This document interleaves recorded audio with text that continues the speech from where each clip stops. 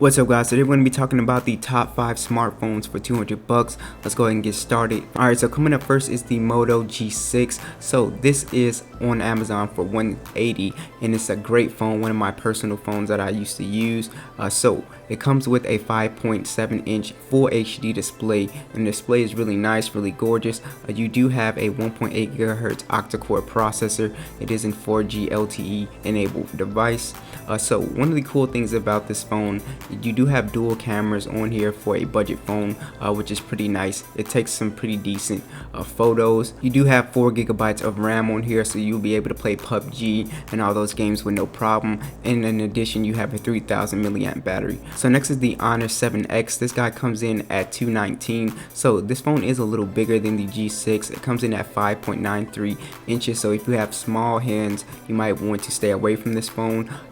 You do get 16 megapixel and a 2 megapixel dual lens camera, which is really nice. You do have dual SIM in addition, which is excellent. Now you do have a full HD display plus screen, so that means it's going to be extremely crispy, extremely clear. You also get 2.36 gigahertz octa-core processor, so pretty much any game that you throw at this, it's going to be able to, pretty much run over it, no problem. And they do keep the headphone jack with this guy, and this does only support GSM networks. Now you do have a really nice massive battery at 3340, so it'll get you about 1.5 screen on time for the day, so which is pretty nice. So pretty much a day and a half. You do get Android 8.0 out of the box, and hopefully it should get Android 9.0 pretty soon. Next on the list is the Moto E5. Now this is the unlocked version at $125. I actually got the Walmart version or the Straight Talk version for 100 bucks. So if you want to go that route, just know that you're going to be stuck on the Straight Talk network. But this is pretty much the G6. It reminds me of. It's got pretty much the same specs. It's got a 5.2 inch HD display. You got 2 gigabytes of RAM and 16 gigabytes of internal storage. You can throw an SD card in there and get 256 gigabytes. It does come with Android 8.0. It does have the Snapdragon 425 processor, clocked at 1.4 gigahertz. It is a quad core.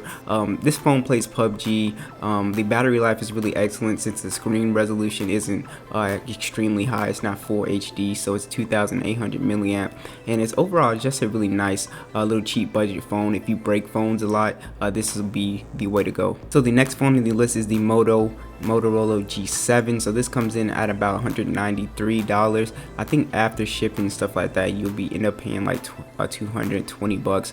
So it's still not bad.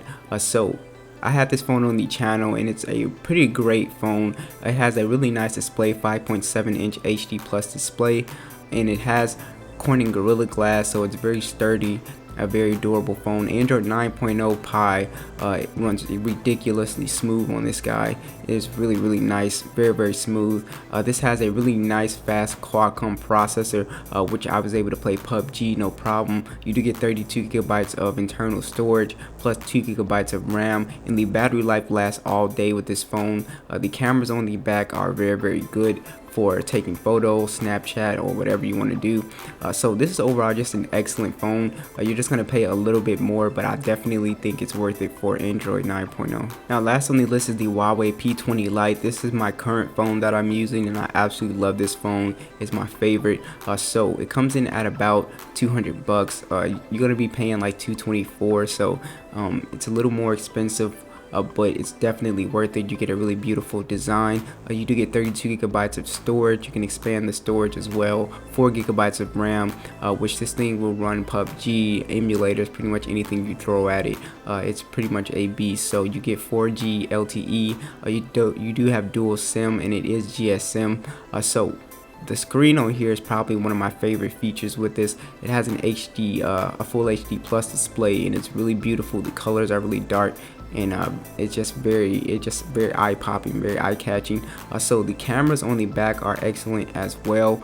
I don't take a lot of photos and videos, but when I did, this did get the job done. So this is overall just an excellent phone. It's going to get Android 9.0 pretty soon, but it does come shipped with 8.0, and it's overall just an excellent device. So thanks for watching this video, and I will catch you guys in the next one.